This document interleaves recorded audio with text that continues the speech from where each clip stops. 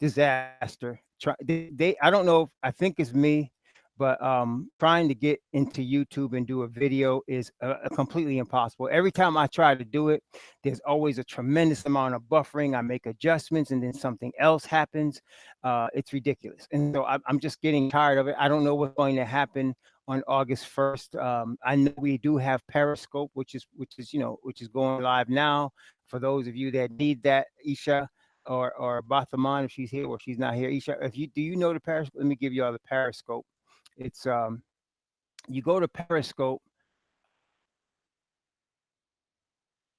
and that's my handle on Periscope. That's my hand. And if you're in Twitter, if you have a Twitter account, both of those are free, by the way. You can go on Twitter,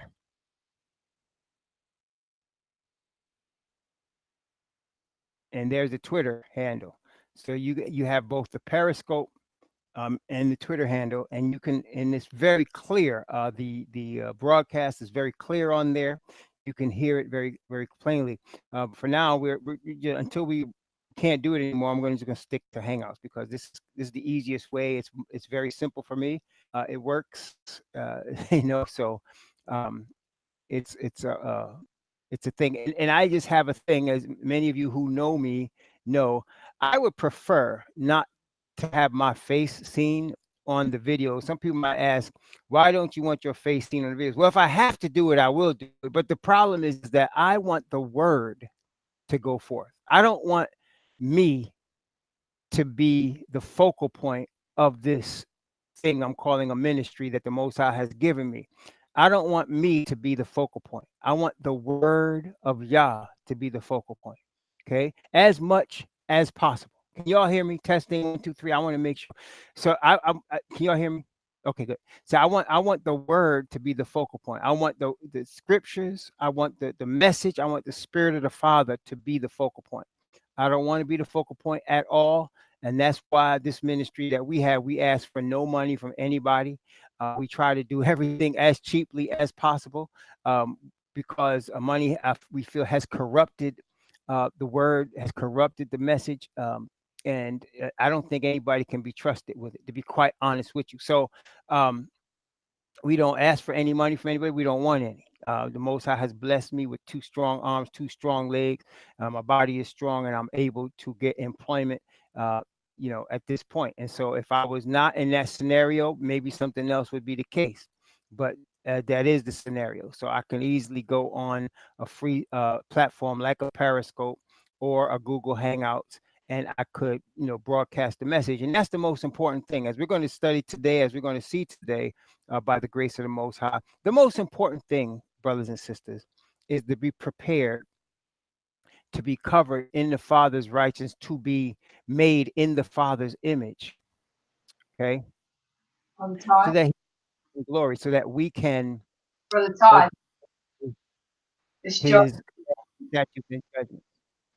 Can you hear me? My text, Yeah. my text is not showing up in Pal Talk. I'm getting messages. So it's my posting of the verses are not going to appear in the room. It says Okay. here, your text messages are currently disabled in this room. I don't know why that is. I didn't do anything.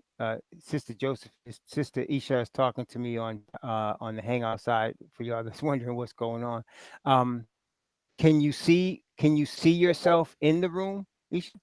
I in the Hangouts, I can see the whole chat room, and I see none of my text at all. I'm saying, can you see it if you go directly into Power Talk? Can you see yourself there? What happens when you go directly into Power Talk?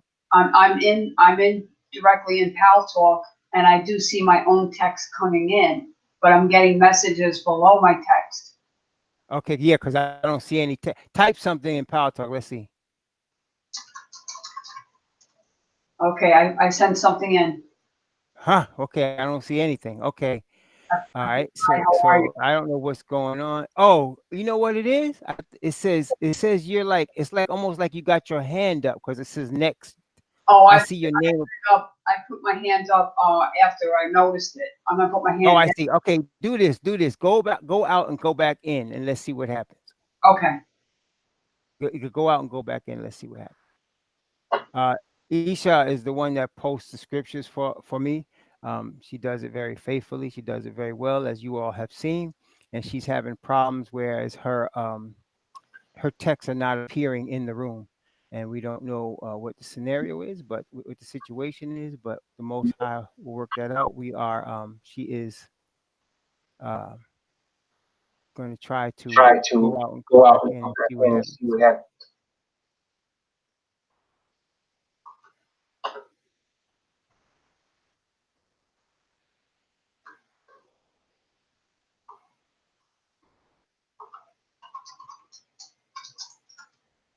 Still the same. All right, so we'll just have to do with without text today. I guess we'll have to do without. Oh Well, yeah, you know, oh just yeah. now You you just were got. not you were still you were red dotted. Let's see what happens. Yeah, Try that's one more time. right. I'll type again. Yeah, Okay, I'm not getting that message anymore. Can you see yeah. it? I think you were for whatever reason you were red dotted. That was weird. No, Yeah. I Anyway, dotted myself when I came in though. All all right. right. So since we're recording. Let's get back to what we're doing here. Let's. Okay, so you see me now, right? I do. Okay, good. Thank you. All right. Okay, I'm gonna mute the Hangouts. However, Okay. where, hold on. All right. The windows are gonna jump in the back.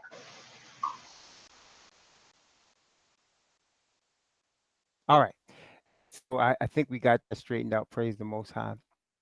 So I was saying is that the most important thing, brothers and sisters, is that we are perfectly reflective of the Father's righteousness, because that's what He initially created. That's what He initially created. That's what was His intent, for us to be in His image, and not only that, being in His image, to grow up into more fully into His image. That's what He intended. And so, that being the case, there is nothing more important right now than anything in regards to this message, but that it points people to that goal. That's the object, that it points men and women to that goal, to that preparation. And the Father has an order, as we have seen in the scriptures.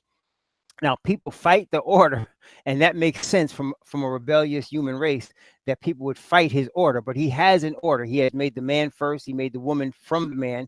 Therefore, the man is supposed to be the head. Obviously, that's being challenged right now in the society in which we live, and that's one of the. And then he, of course, he set up Abraham as the chosen one, and from Abraham, he has, through Isaac or Yisha'ak, he has set up a chosen seed, and finally a nation that he has chosen to represent his righteousness to the earth. And so, this order is still in place, but people have been obviously rebellious against that from all sides. And so, right now, in these last days of earth history, the Most High is trying to reestablish, well, not trying to, he will, he's going to reestablish that order on the earth. And he's going to bring back the perfect righteousness, the perfect balance, the perfect symmetry of planet Earth that once existed, and it will exist again. Praise the Most High. I'm sorry for that interruption that we just had, but praise Yah, we did just get that straightened out with Isha. So let's look at our three scriptures. Isha, are you able to let's see if you can post Exodus chapter 31, from verses 12 to 18. Let's see if you could do it. But there you go. Okay, praise the Most High. The first scripture is Exodus chapter 31. We're going to read three scriptures, and then we're going to go into the study. Exodus chapter 31, from verses 12 to 18. Exodus 31, from verses 12 to 18.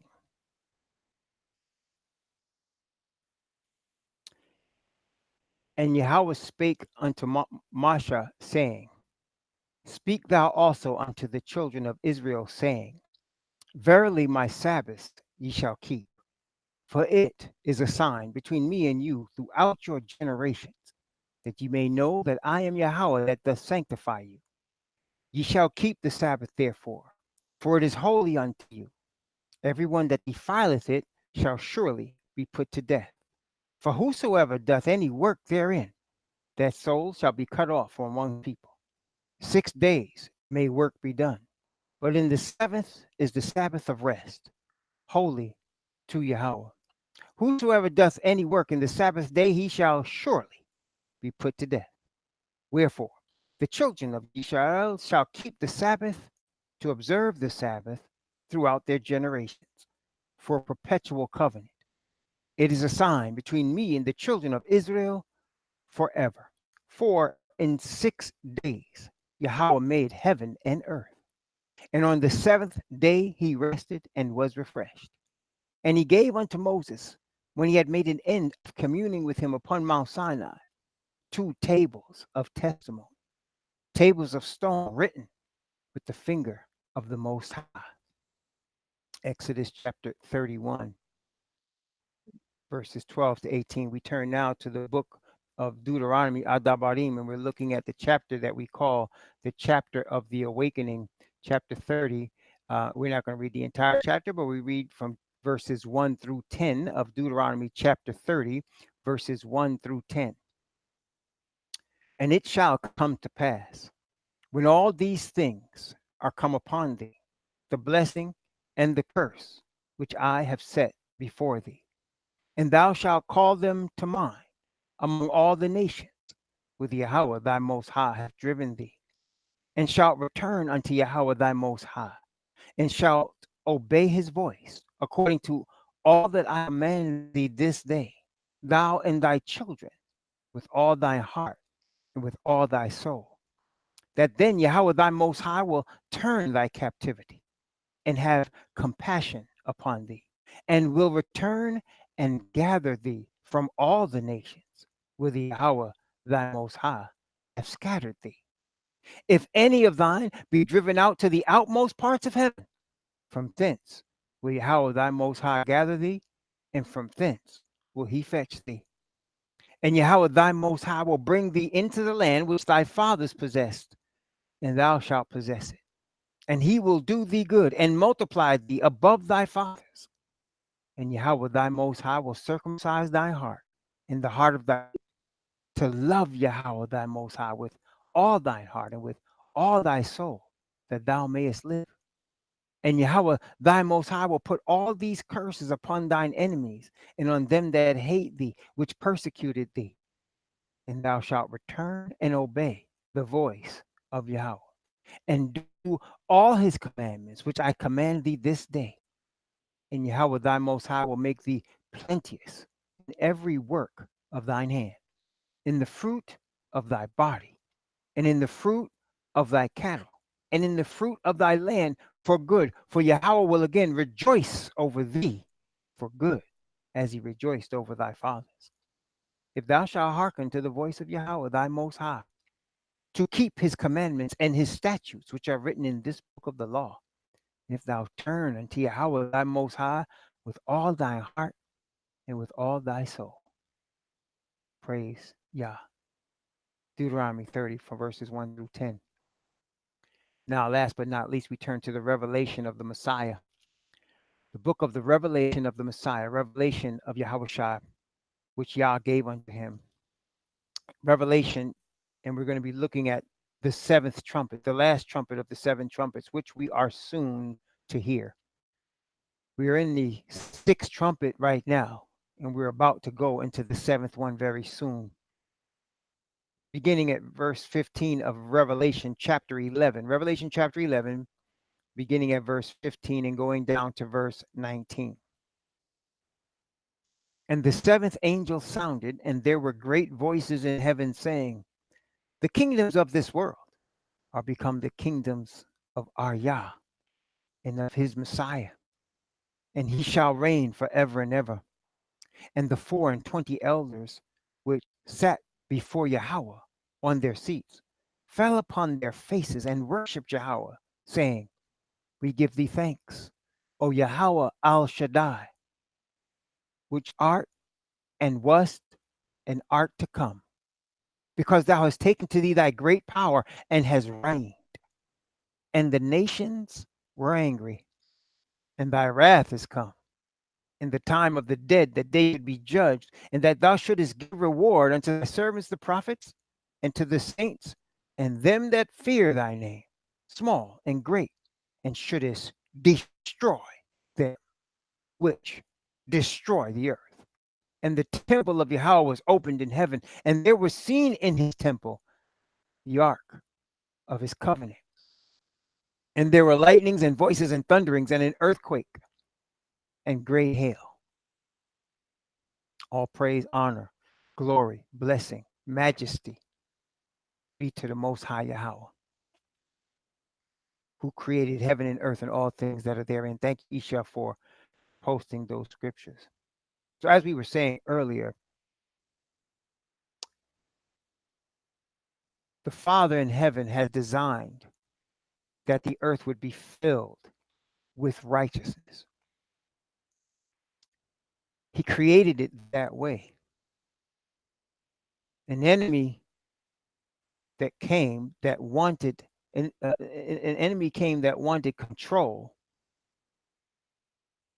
tricked our mother Eve into rebelling against the Creator. And through our mother Eve, he compelled our father Adam to do the same and brought this earth the condition that we now see. This earth is in a situation where, as the Bible has predicted, the sun would scorch men with great heat. They're calling it global warming. Have you noticed that? Have any of y'all noticed that? They're calling it global warming. The sun has scorched men with great heat, the Bible says was going to happen. And that's exactly what we're seeing right now, isn't it? And we're only seeing the beginning. I saw a video recently where the scientists were saying that right now, when we have a heat wave and it's extra hot, like you get temperatures in the high 90s and low 100s for a week or two, that's what they call a heat wave. You all know that, right? You go into a summer situation and where normally it might be 85, 90, but then all of a sudden it becomes 95, it becomes 105, becomes more than that, and the humidity is real thick, so that it's harder to breathe when you go outside. What the scientists I saw today said is that in the future, that's going to be the normal day. They're not going to call it a heat wave. That's going to be the normal day. And they're saying that this is going to take place over the next 30 to 40 years. I'm telling you today, from reading the scriptures, it's going to take place in the next couple of years. It's going to take place in the next couple of years. Because, brothers and sisters, the reason I say that is what the scientists in their calculations and such, bless them, what they fail to recognize is how much sin multiplies. See? It multiplies. And when it multiplies, right, it proliferates, or it grows at a rate faster than they can anticipate. And let me give you an example. I mean, some of y'all are old as me. I'm there 60 years old. Some of y'all as old as me. And you go back into the 60s and 70s, right? And you can remember when there were times you didn't have to lock your door. You can remember there were times when the neighborhoods weren't as dangerous. You can remember when there were times when things in general were a little better. But over this 40, 50-year period, it's gotten so bad. It's gotten so crazy that you don't even know if the guy living next door to you is a child molester. You don't even know if the young man knocking on your door is wanting to snatch a little girl from your house and throw them in the van and you never see them again. You don't even know who you live next to anymore. Okay? You don't even know. That's where we're at. That's the way the world is today. That's what it's about. Okay? So sin is proliferating. You don't even know if one day the guy that you see every day in the grocery store, or you see him every day in the grocery store and he seems to mind his own business and you're just doing what you do. You don't even know if one day that fella comes in with a loaded gun and just starts shooting everybody. You don't even know. And you might say, well, he always minded his own business. He was always quiet. We thought we knew him. We would say hi to Jerry. He was in the neighborhood and Jerry came in there and blew everybody up that he could and then killed himself. That's not uncommon, is it? It used to be, when we first started hearing about stuff like that, it was a tragedy and the world would be mourning. It happens now almost every month. right? Somewhere it's happening almost everyone. And so what I'm saying is sin is proliferating, and the effects of sin are proliferating. Okay, that's what's going on now. And so when they're talking about, when they're talking about 30 and 40 years, they know, but we know, ain't no 30 and 40 years. Next couple 5, 10 years. Okay, it's proliferating, and sin is the cause of it. I know scientists like to say, "Oh, if we can stop our carbon emissions, if we can just do this and do that." And you know what? All that is good. I understand. To me, it's better that somebody tries to do something than nobody does anything, right? But we, as Hebrew Israelites, as the people of this book, know this is prophesied because of man's sin. This is prophesied. You think this dude they just caught up with, this Ashkenazi dude Epstein, who runs this big sex ring? You think he's the only one? Huh? You think he's the only one? You know what's going on, brothers and sisters? Let me tell you something. Messiah told us that all things that will be hidden is going to be revealed. Didn't he say that? He said that everything that's hidden is going to be revealed. And he's showing us, he's allowing us to get a peek at these things for us to understand what is really happening. For example, there are many faithful Roman Catholics and Christians all over the earth, right? But wait a minute. Now you finding out a lot of them like to have sex with little boys. Am I lying? Am I telling the truth, or is that true?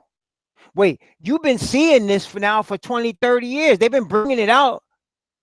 These men be having sex with so many little boys, thousands of little boys that have gone out into the earth and messed themselves, head all messed up.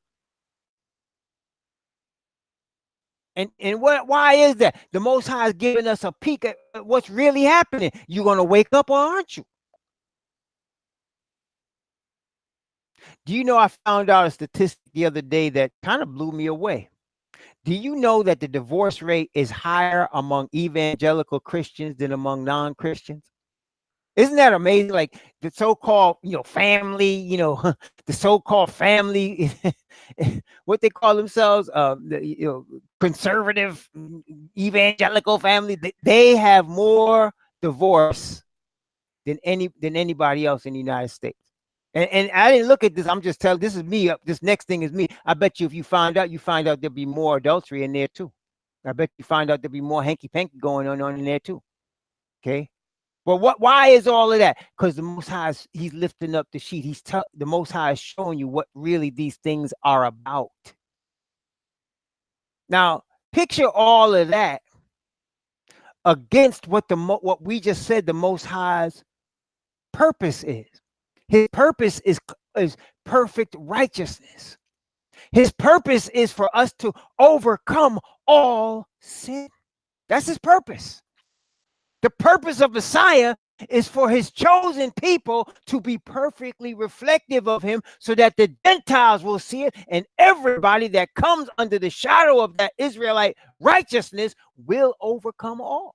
That's the purpose. That's why Revelation starts off the first 7 churches. If you see, to him that overcometh, 7 times he says that. 7, to him that overcometh. Because that's the purpose. That's what it's about. Okay. And it's about to come off. It's about to come off. It's now, we're like I said, we're in this last home stretch, brothers and sisters. I've been telling you, I've been the last. Now we don't keep Jubilee right now as Israelites. We can't. Jubilee means all our land is returned to us. Jubilee means all debts are forgiven. We don't have that.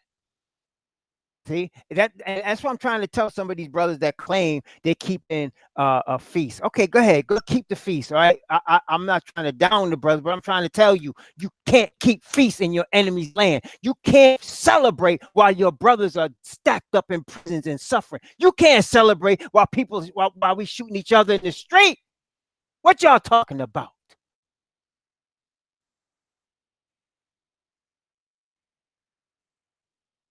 There's no jubilee for us.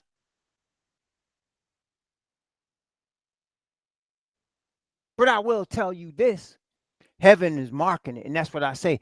The heavenly courts mark the feast. And they're marking the feast not because we're supposed to be celebrating them here right now in our enemy's land as we're scattered all over the place in spiritual Babylon. No, not that. They're marking it because the feasts are not just celebrations. The feasts are prophetic markers. You hear me? The feasts are prophetic markers. They are waymarks to show you where we are in Earth's history. Prophetic markers, so that the Passover was Messiah's death and resurrection. The death being the Passover itself, the resurrection being the wave offering, the first day after the first Sabbath of the week of Passover, the wave offering. The next one, the 49 days going into the 50th day, Pentecost, which is also called the Feast of Weeks. That feast was a sign of the early rain, the earnest, as the Bible calls it, the down payment of the power of the Father's Spirit coming on his people in the first century. The down payment, just a little taste, just a warning shot of what's getting ready to happen. Then Daniel said the time would be long before the sanctuary would be cleansed. That was a day of atonement. The time would be long, he said. How long? Daniel 8:14 tells us 2,300 evenings and mornings, which prophetically speaking is 2,300 years, which ended in 1844. Then the cleansing of the sanctuary in heaven began. The heavenly sanctuary cleansing, not an earthly one, the one where it was made not with human hands, but by the Father. And so the Father have his Son cleansing the sanctuary. It's only supposed to be a day of atonement, one day, which is prophetically equal to 1 year. But here we are past 1844. We are 175 years past that. So why is he still there? Because the scriptures show us there's a delay. And the delay is the headliner. What's the delay? Revelation chapter 7. Revelation chapter 7. Don't worry, we're getting ready to get into Romans chapter 8. All this leading up to it. You know how I do. Revelation chapter 7. This is the delay. Matter of fact, because we in the sixth seal, let's start at Revelation chapter 6, verse 12. Because this is where we at. We in the sixth seal, the sixth church, the sixth trumpet right now. That's where we at. Okay? Sixth church, sixth seal, sixth trumpet. This is where we at. We Philadelphia right here. Okay? Notice again, Revelation chapter 6, verses 12 to 17. Notice what it said. And I beheld when he had opened the sixth seal, and lo, there was a great earthquake, and the sun became black as sackcloth of hair, and the moon became as blood. And the stars of heaven fell unto the earth, even as a fig tree casteth her untimely figs when she is shaken of a mighty wind.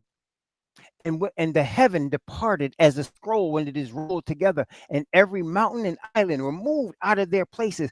And the kings of the earth, and the great men, and the rich men, and the chief captains, and the mighty men, and every bondman, and every freeman hid themselves in the dens and in the rocks of the mountains, said to the mountains and rocks, fall on us, and hide us from the face of him that sitteth on the throne, and from the wrath of the Lamb. For the great day of his wrath is coming. Who shall be able to stand? Oh, I love this because it gives me so much hope, brothers and sisters. This is a depiction of the return of Messiah. In case you didn't recognize it, this sixth seal is a depiction of the return of Messiah. And this, I say, started in 1844. Well, what happened? How come he didn't come back? What stopped him? There's a delay. The question was asked, who shall be able to stand? This is going to come to pass. It's going to come to pass. Okay? And this is sort of like what happened with Egypt at that time when we were delivered from Egypt. When our father delivered from Egypt, the Egyptians was like, get out of here. Y'all get out of here. And they told Pharaoh, don't you realize Egypt is destroyed? Get these people out of here. And so the people were leaving. And as they were leaving, the Egyptian came to himself and said, what did we just do? What did we just do? Let's go get them and kill them. And that's what's going to happen here. They're going to run. They're going to hide. They're going to see the power and glory of Messiah. They're going to be running. Then after we get caught up to meet Messiah, they're going to come to themselves and say, man, what just happened? What's going on here? And when they see us rest over there on our land, in our nation, and destroy everything that's over there. See, don't be worried about running over there now, because when Messiah comes, it's on. And they're going to try to gather themselves together. I showed you that last night in Revelation chapter 19. It's also Ezekiel chapter 39. They're going to try to gather themselves together to fight against us. Of course, that is fruitless. It's not going to be do. It's going to be on. But that's what they're going to try to do. But there was a delay, and why? 1844. Where were the true Hebrews in 1844? Where were they? In chains. Now England had loosed us from our chains. I'm not sure if Brazil had, but for sure in this lamb-like country that speaks like a dragon, we were in chains. Okay, and would be in chains for another 20 years until the Emancipation Proclamation.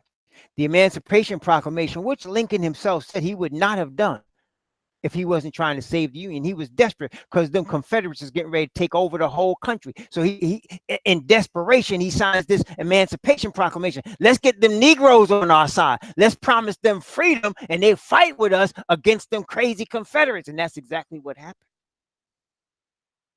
Let the brothers loose. The brothers got loose, and the Union won. Then, because of that destruction, the whole nation was destroyed. The major cities, Atlanta was reduced to rubble. New Orleans reduced to rubble. And it had to be rebuilt. And that was called the time of Reconstruction. And because it had to be built, guess who was leading the effort? The Negroes. And after it was rebuilt and they had their cities back and they had their towns back and they had everything back the way they wanted it, guess what they did? They turned back and tried to put us in chains again. They tried to be slick about it, try to put all kind of debt on us. Tell me if this sounds familiar to you. Try to put all kind of debt on us and then try to, for nonviolent crimes, had us in prison for long stretches of time. Tell me if that sounds familiar. I could be talking about 2019, but I'm talking about the 19th century right now. And it's the same. Okay?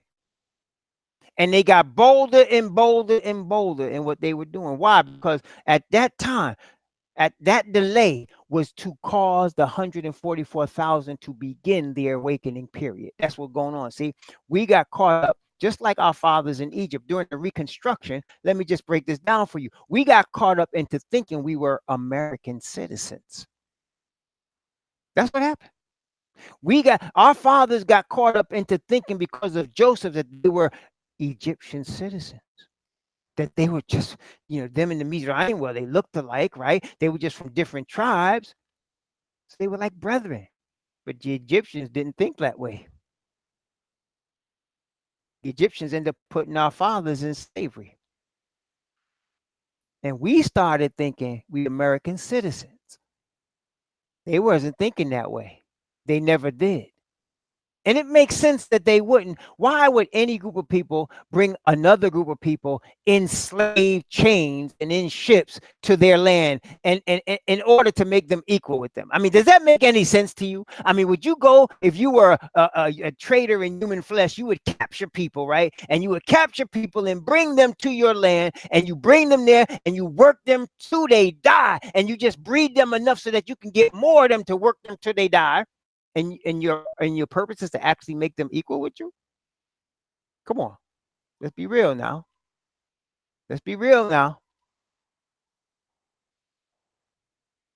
So that wasn't the situation, but we were not very wise. We're still worshiping now white Jesus, and we still think we were going to be equal with them. So we helped them rebuild their thing, rebuild all their stuff, build up the White House, the whole thing, and then they put us back into chains.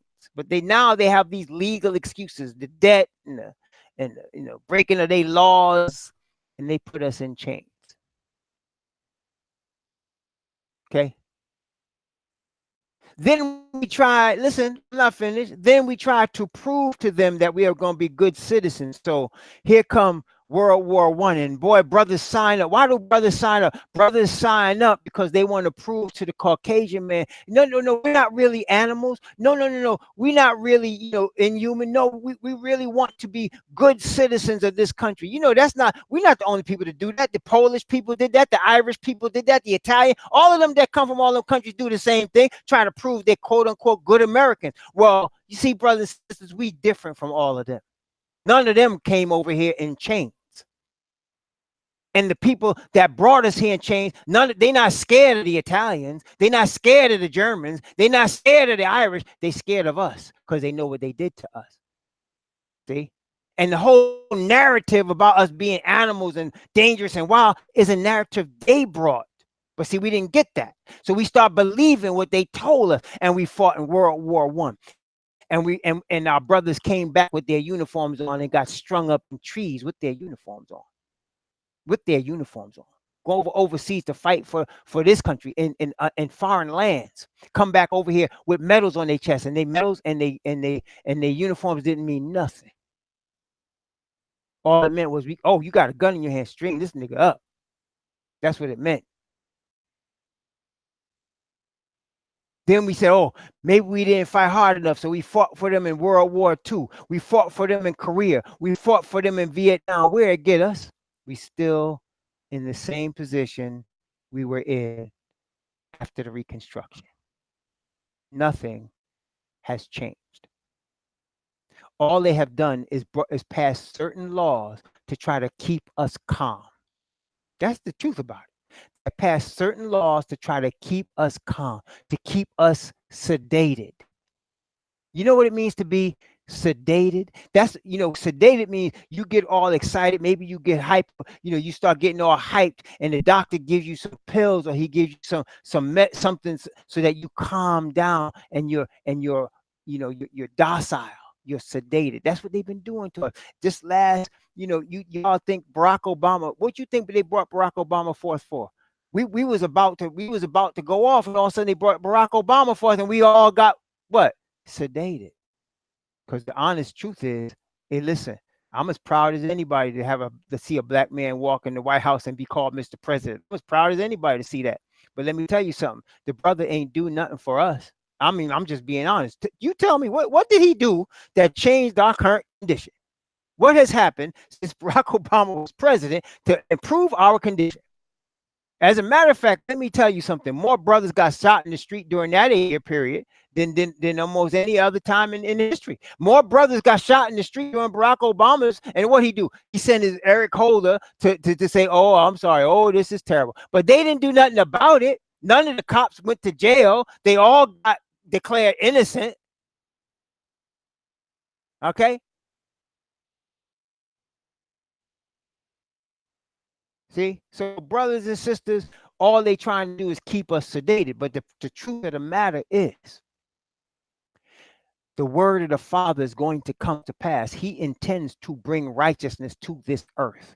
In spite of all the wickedness, iniquity, unfairness that has been going on for centuries. You see, brothers and sisters, we talk about reparations. You can't make up for hundreds of years of what you did to the chosen people. You can't do that. It's impossible. The only thing you can possibly do is hand us the keys to the joint. That's all you can do. And we know you're not going to do that. So what's going to happen? Revelation chapter 7. Revelation chapter 7. The question was asked, who shall be able to stand? Revelation chapter 7, from verse 1 down to verse 4. Revelation chapter 7, from verse 1 down to verse 4. And after these things, I saw 4 angels standing on the 4 corners of the earth, holding the 4 winds of the earth, that the wind should not blow on the earth, nor on the sea, nor on any tree. And I saw another angel ascending from the east, having the seal of the living Most High. And he cried with a loud voice to the 4 angels to whom it was given to hurt the earth and the sea, saying, hurt not the earth, neither the sea, nor the trees, till we have sealed the servants of our Most High in their foreheads. And I heard the number of them which were sealed, and there were sealed 144,000 of all the tribes of the children of Israel. Somebody might eventually ask you this question. If you're an Israelite, somebody's going to ask you this question. A heathen more than likely going to ask you this question, or a coon that's in the place of a heathen. They're going to ask you this question. How many of you are there? Because the awakening is spreading. It's spreading. Some of y'all paying attention can see the awakening is spreading. Brothers are being raised up. People are receiving this message. Both Gentiles and Hebrews receiving this message. Okay, and so it's the awakening is in full effect right now. So people are gonna ask you, how many of you are there? You know why they ask you that? Because they want to know how many they got to fight against. But what does the scripture tell us? The scripture only numbers the men prepared for war. In the book of Numbers, it numbers the men prepared for war, numbers the Levites, okay? But he told David, don't number the people. Don't number them. Yahweh shall make you so much as the sand of the sea. In other words, don't worry about how many you are, so that we don't know how many we are. We're not supposed to. The only people that count how many they are churches seeking money. That's the only one they count how many you are. How many people in your church? We got 1 million. We got 2 million. We got 100 million, because they're trying to say how much money they got. That's the only thing. Israelites don't need to count. And they'll say, well, if they counted the men prepared for war, at least you should know what that number is. And yes, we do. How many are the men prepared for war? 144,000. 144,000. That's the men prepared for war. Praise the Most High Yah. He said, hurt not the earth till we have sealed the servants of Yahweh in their foreheads. Brothers and sisters, that's where we're at right now. That was the delay. In all this last 175 years, there's been a tremendous skirmish on planet Earth, 2 world wars, plus untold other wars that we've seen in just the last 175 years. 175 years from 1844 to now, we've seen civil war. We've seen overthrow of the Tsar in Russia. We've seen all kind of conflagrations all over the earth, all in the continent of Africa, all in the Central American nations, all in Haiti, all over the place, conflagrations. Not to mention the World War I, the World War II, the Korean War, the Vietnam War. All over the earth, we've seen conflagrations. We've seen all kinds of crazy things. Why? Satan is going stark raving mad because he knows what's getting ready to happen. The Bible says he's enraged because he knows he has a short time. He understands that his time is short. And brothers and sisters, there's nothing that's going to stop the movement of righteousness. Nothing. Nothing's going to stop it. And that's why it brings us to Romans chapter 8. Well, before we get to Romans chapter 8, let me read one more thing. One of my favorite little verses, which y'all heard me read many times. I'm going to look at it again. 2 Corinthians chapter 5, verse 21. 2 Corinthians 5, 21. Notice what it says. 2 Corinthians 5, 21.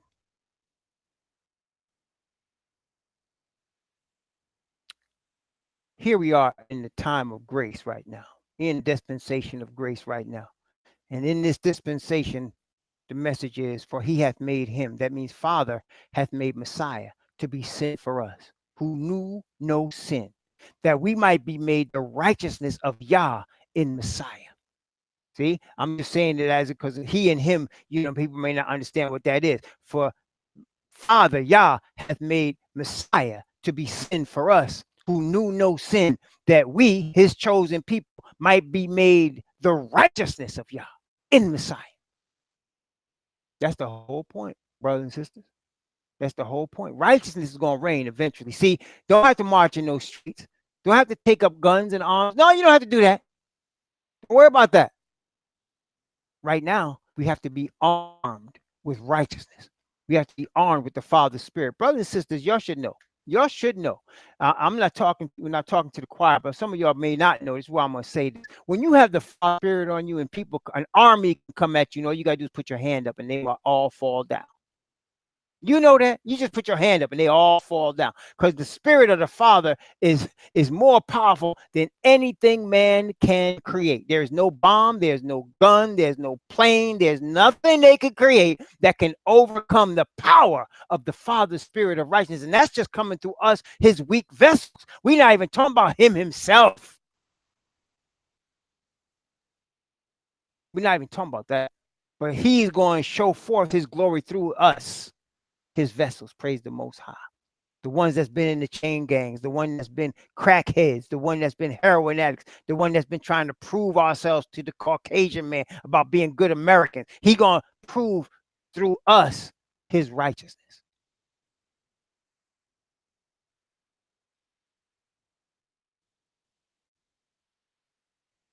Yes, Father made Messiah to be sin for us who knew no sin, that we might be made the righteousness of the Father in Messiah. He has set forth Messiah. You see the appearance of Messiah, the appearance, just the appearance of Messiah. When he first arrived on planet Earth, his appearance, when he first showed up at the River Jordan to be baptized of Yochanan the Baptist, when he first showed up there, Satan knew, oh shoot, this is a problem. He knew it. This is a problem. This is a problem. You see, nobody else that day and even after that recognized what Asatan knew. Why? Because here come this man walking from Nazareth to the Jordan River. Okay, he walking from Nazareth to the Jordan River, and he's a poor man. He ain't got no money. He can't even give an offering to the prophet. It was a common thing to give an offering to a prophet, right? And he couldn't even give an offering to the prophet. He walked up there, but the prophet Yochanan saw, and the spirit of the Father talked to him and said, "This is he.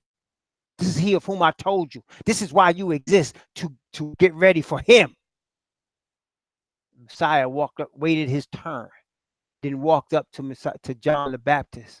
And John said, very rightly, "I'd like to be baptized by you. And you come from me to baptize you?" And Messiah said, "Allow it to happen, because it's going to become up to fulfill all righteousness." When Messiah did that, he was showing us how we were going to be cleansed. That was he was doing. He was showing us he is our example in all things. He was showing us how we was going to be cleansed. Okay. And Asatan knew right there, this is a problem. This is a problem. And he immediately started working with the religious leaders, even started with the brothers, the own people of the Israelite nation, and the Edomites, in an attempt to stop this man from doing what he came to do. Of course, he could not stop the Father's will. He could not do it. So then after that, he tried to stop the followers. But you see, the followers received that down payment. They received the down payment of the Ruach. They received the down payment of the Ruach, and that spirit of righteousness was on them, and there was nothing he could do. They're willing to die. They're willing to get burned alive. They're willing to get chopped to pieces. They didn't care. And he didn't know how to handle that. So what he did, he infiltrated. Starting with Constantine, he infiltrated. And through the infiltration, he created this new religion called Christianity. He remarketed, repackaged Messiah, repackaged him. But you see, brothers and sisters, all praise to Yah, he already prophesied about that back in Daniel. So he already saw that coming and warned us back in Daniel. See, nothing Asatan could do surprises the Father. Father's way ahead of him. Because we read, remember we said that what him that was and is to come. He's the Alpha and Omega. You can't surprise him. All your plans laid open. And so that's why we know there is nothing, I mean absolutely nothing, that can stop us from receiving the righteousness of the Father. Let's go to Romans chapter 8. As long as we want the righteousness of the Father, as long as we're not tempted to trust in the earthly things, as long as we're not tempted to put our trust in man, as long as we're not tempted to think just because man says something, oh, it's the end of the world tomorrow, you're going to be scared? If scientists come on today and they said to y'all, that asteroid getting ready to hit the earth and it was coming right for where you live, you going to be scared? Come on, be honest. You know what? You better praise Yah. That's what you should be. Praise him. Let it come, praise him. Ain't no asteroid scaring us. That's right. That's the real. But don't worry, your words are going to be tested. Romans chapter 8, Let's start at verse 28, Romans chapter 8, verse 28. Let's go from verse 28 down to verse 32. Romans chapter 8, from verse 28 down to verse 32. And we know that all things work together for good to them that love Yahweh, to them who are the called according to his purpose. For whom he did foreknow, he also did predestinate to be conformed to the image of his son, that he, that is his son, might be the firstborn among many brethren. Moreover, whom he did predestinate, them he also called. Whom he called, them he also justified. Whom he justified, them he also glorified. What shall we say then to these things? If Yah be for us, who can be against us?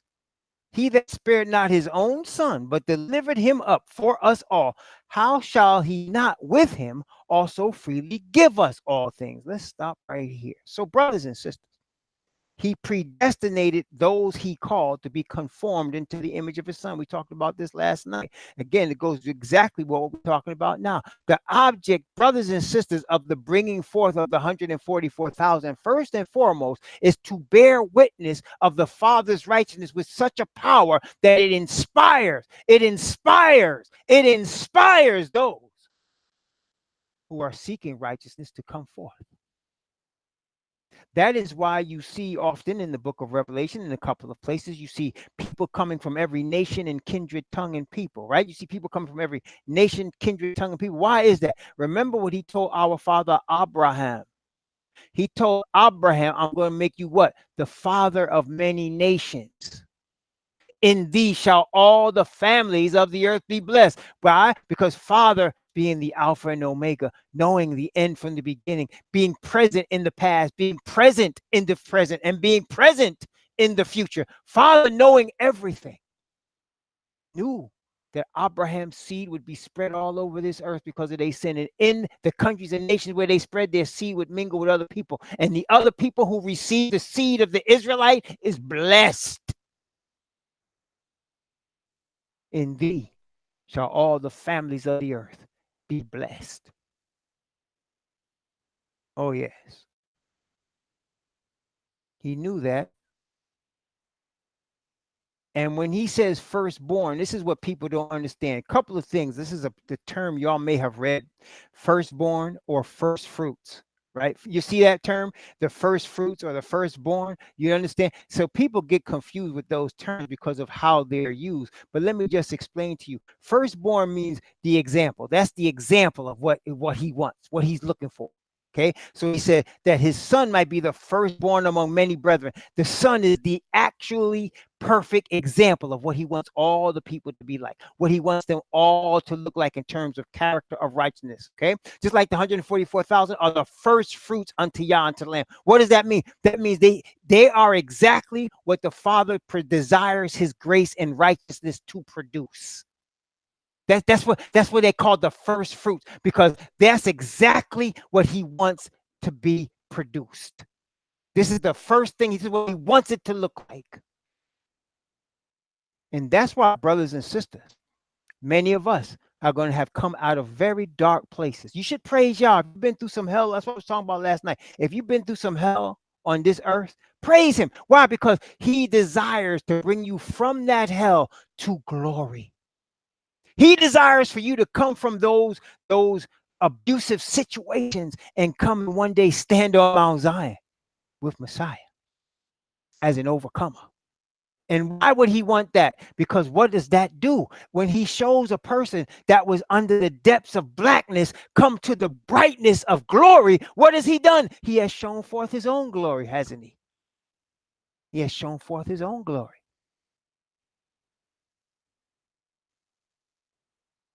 So yeah, if you were a young woman and some grown man when you were a little girl put himself on you and abused you, first off, I'm gonna say something a little crazy. But bear with me because you'll understand. If it was you, that means another little girl it wasn't happening to. and you are chosen by Yah, and you're going to overcome what that man did to you, right? So now, if he was abusing you, at least there was another little girl he wasn't doing it to, that he could have been doing it. So you yourself became a savior for somebody else. You understand what I'm saying? So while he was doing it to you, there was another little girl he might have snatched up, but he wasn't doing it to that little girl. He did it to you, and the Most High let him because he knew he was going to bring you forth from it. He's going to bring you forth from it. You're going to not only survive, he's going to bring you forth into light.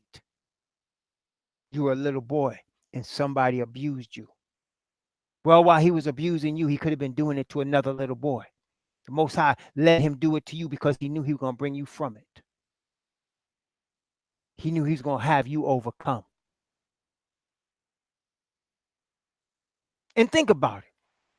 If the abuse you suffered stopped it from happening to somebody else, you think it was worth it? If what you had to go through stopped somebody else from going through it, was it worth it? And we're not even talking about what he getting ready to do for you and in you and through you.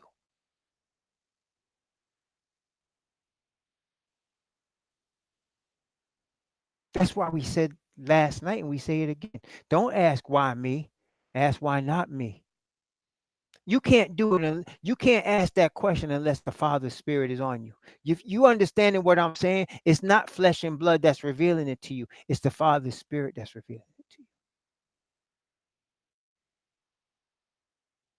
It's not flesh and blood, because that is spiritually deep. That is deep. And I think you'll understand what I'm saying.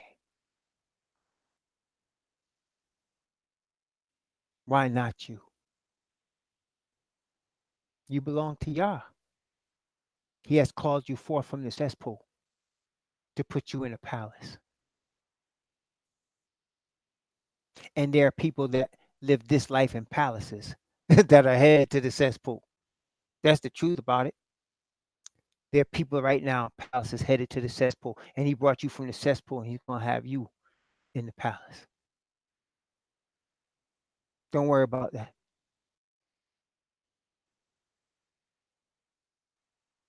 He never, you just read it.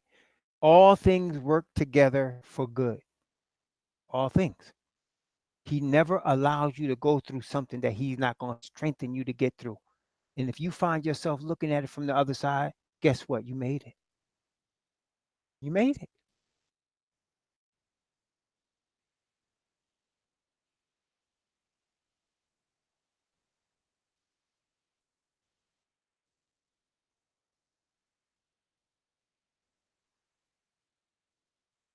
And the object is for us to be conformed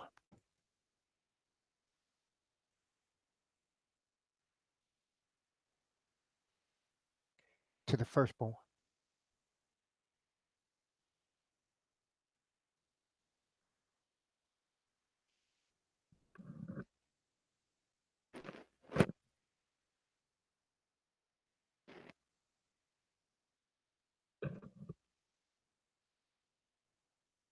Amen.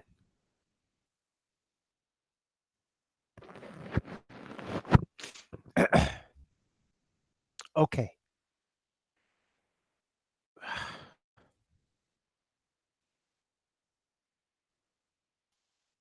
Uh, Another reason I don't want to show my face is for this. Romans chapter 8, verse 30, down to verse 32 again. Romans 8, 30 to 32. Moreover, whom he did predestinate, them also he called. And whom he called, them also he justified. And whom he justified, them also he glorified. What shall we say then to these things? If Yah be for us, who can be against us? He that spared not his own son, but delivered him up for us all, how shall he not with him also freely give us all things. So, brothers and sisters, again, we understand the Father sacrificed his own son, the one that is in his image, Messiah, the one that is a perfect representation of his righteousness, Messiah. He sacrificed Messiah in order to bring us into the image of Messiah. Okay? So if he sacrificed Messiah, that means the Father's not doing that for nothing. You understand? He has not sacrificed his son for nothing. He has sacrificed his son because through the sacrifice, he intends to bring forth people, first the Israelite nation and then the Gentiles that follow, to bring forth a people made into the image of his son. Conformed into the image. To be conformed means you have to be made. You have to be made. That's what born again is all about. You are remade. All of us were born from a mother. You didn't make it into this life without coming through some woman's womb. You had to do that. But that birth was just the one that caused you to be a citizen of the planet Earth, to be a human being in planet Earth. That's all that birth did. That does not cause you to be a citizen of the kingdom of Yah. A born again experience, an experience with his father, with the Father's Spirit through Messiah, causes you to be prepared to be a citizen of an eternal kingdom that will never pass away, but that will stand forever. And as Daniel says, even forever and ever. World without end. So he is preparing to give us everything we need, which is righteousness, which is truth, which is justice. He's preparing to bring us everything that he wants to bring forth on this earth. And he's starting it in his people. See, it starts in us, brothers and sisters. It starts with us. And then it continues from us to be bearing witness to the earth. And then he's going to bring forth the final group of people before he brings utter and total annihilation to this planet. Going to completely destroy everything else that's here. And then he's going to rebuild it. He's going to remake it into his own image because it's all been defiled now. It's all been messed up because of sin. As you can see, we talked about the global warming. We talked about the destruction, the pollution in the oceans and the air being polluted. So that in some countries, people got to wear masks on their face. The air is so dirty. Some places you can't even drink the water because it'll make you sick. Check out Michigan, right? Check out Michigan. Some places you can't even drink the water, it'll make you sick.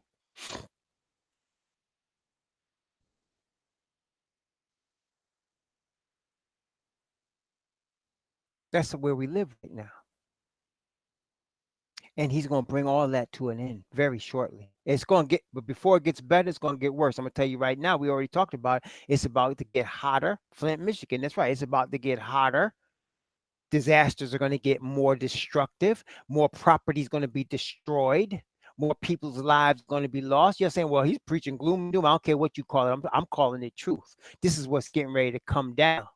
And the only preparation you have is the Father's Spirit guiding you. That's the only preparation you got. And if he stations angels all around you, it doesn't matter where he sends you, he's going to take care of you, just like he did before. When he sent our fathers out of Egypt, the Bible says the rock that followed them was Messiah. They were provided for. They didn't have extravagant accommodations. They were living in tents, and they were going through deserts and hot places. And in the nighttime, he had a wall of fire above them to keep them warm because it gets cold in the desert. And in the daytime, he had a cloud to cover them from the heat, and he provided them water out of a rock. He just gave them exactly what they needed and no more. Why? Because he was testing them to make sure that they understood who it was providing for them. They would be faithful and loyal to him. And many of them, he was not, Bible says he was not well pleased. And their carcasses died in the wilderness. That's right. Their carcasses died in the wilderness and they didn't get into the land, but their children got into the land. Well, brothers and sisters, let me tell you something. We are the children. We are the children, and we going through this time. We going through. And I want you, my wife and I were talking about this yesterday. If you look at the story of when Joshua led them into the promised land, I'm going to ask you, here's a test question. Here's a test question. Right before they crossed the Jordan, and they crossed the Jordan River on dry ground. They crossed the Jordan River on dry ground, right? Right before they crossed the Jordan River on dry ground, what did they do? Do you remember what they did right right before they crossed the Jordan River on dry ground? They did something. Do you remember what they did? Right before they crossed the Jordan River on dry ground. They did something right before. Now, the River Jordan parted, and they walked through. The Levites came first, right? The Levites came first, and the Levites stood in the middle of the Jordan River on dry ground, okay? But they did something right before they passed over. Right before. Let me show you. Let me show you. They picked up stones as they came through, but even before they picked up the stones, they did something else. This is very important. Let me show you. Joshua chapter 5. Joshua chapter 5. Notice what it says. Joshua chapter 5. I'm going to read from verse 1 down to verse 7. Joshua chapter 5, from 1 to 7. Watch. And it came to pass when all the kings of the Amorites, which were on the side of Jordan westward, and all the kings of the Canaanites, which were by the sea, heard that Yahweh had dried up the waters of Jordan from before the children of Israel, until we passed over, that their hearts melted. Neither was there any their spirit in them anymore because of the children of Israel. At that time, I'm sorry, I said before. This is right after they crossed over. My bad. It's right after they crossed over. Not before. It was right after. At that time, Yahweh said unto Joshua, make these sharp knives and circumcise again the children of Israel the second time. And Joshua made him sharp knives and circumcised the children of Israel at the hill of the foreskins. And this is the cause why Joshua did circumcise all the people that came out of Mizraim that were males, even all the men of war died in the wilderness by the way after they came out of Egypt. Now, all the people that came out were circumcised, but all the people that were born in the wilderness by the way as they came forth of Egypt, they had not circumcised. For the children of Israel walked 40 years in the wilderness till all the people that were men of war which came out of Egypt were consumed, because they obeyed not the voice of Yahweh, unto whom Yahweh sware that he would not show them the land which Yahweh sware unto their fathers, that he would give us a land that floweth with milk and honey. And their children whom he raised up in their stead, them Joshua circumcised, for they were uncircumcised, because they had not circumcised them by the way. So right before they took the land, they all had to be circumcised. What that mean? They all had to be confirmed to be the children of Abraham, because the circumcision was the sign, a seal of the righteousness they were going to have before they went into the land. Remember what Paul said? It was a sign of the righteousness they had yet being uncircumcised. But now they were going to be confirmed as Abraham's children, as the children of promise that's supposed to take that land. And now they're ready to go in. They circumcised. They obedient and circumcised. Guess what? We're not going to have to go through a physical circumcision, but there's a preparation right before we get the land. There's a preparation of spirit. Our hearts have to be circumcised. Our spirit has to be, we have to be prepared, confirmed to be prepared to go in. You can't just go in and take the land unprepared, because he's not having sin rise up a second time. So we got to be confirmed, ready. That's what the time of Jacob's trouble is all about. That's what the time of trouble such as never was is all about for the Hebrew. Now, for the heathen, there's going to be plagues they got to deal with. There's going to be all kinds of really horrible things they got to deal with. But for us, it's just a test for us to be prepared to go in, to take the land, to be prepared. Okay? Right before they take the land. Here we go. Y'all getting ready? Because that's what it is, brothers and sisters. Now, let's continue. Romans chapter 8. Romans chapter 8. Let's finish this chapter from verse 33 down to verse 39. Romans, can y'all hear me? Testing 1, 2, 3. Can you hear me? Testing 1, 2, 3. You hear me? Can you type a 1? I want to make sure. Okay. Pandora, apparently. Uh-oh. It skipped. Okay, I'm gonna go out and come back in. Hang on 1 second.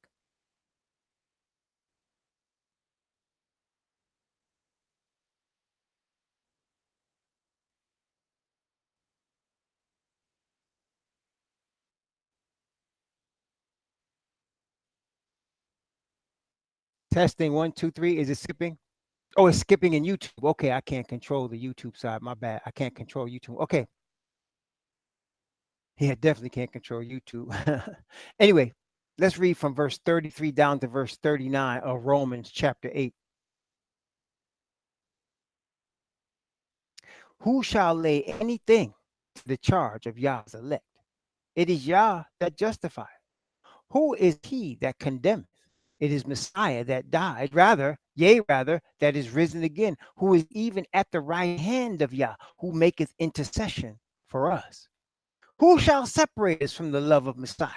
Shall tribulation, or distress, or persecution, or famine, or nakedness, or peril, or sword? As it is written, for thy sake we are killed all the day long. We are accounted as sheep for the slaughter. Yea, in all these things we are more than conquerors through him that loved us. For I am persuaded that neither death nor life, nor angels, nor principalities, nor power, nor things present, nor things to come, nor height, nor depth, nor any other creature shall be able to separate us from the love of Yahweh, which is in Messiah, Yahushua, our master, our savior. Praise Yah. So see, brothers and sisters, there is no power available to Asatan. He uses all these things. He uses principalities. He uses powers. He uses death. He uses life. He tries to tribulation, distress, persecution, famines, nakedness. He tries to use all these things, and it will use them again to try to separate us from the Father. Father is telling us right here, there's nothing he could do. There's nothing he could do. The power of grace, as long as we want it, as long as we are decided that we want to give the Father glory, and that's why we're here on the planet, as long as that's the case, there's nothing Asatan can do to stop what's getting ready to happen. There's nothing he could do to stop what's getting ready to happen. He's trying, he's going to continue to try, and he's going to use his servants to try to do that. But there's absolutely nothing he can do to stop it. Nothing. Okay? Nothing. All that can stop us is us. That's the only thing. So, brothers and sisters, while we implore each and everyone to follow the Father, seek his face, seek his glory alone. Don't seek your glory, seek his. Seek the Father's glory. Seek the glory that's in Messiah. Seek that alone. Yes, it makes sense that it's skipping. Makes sense. Amen. Let's have a word of prayer.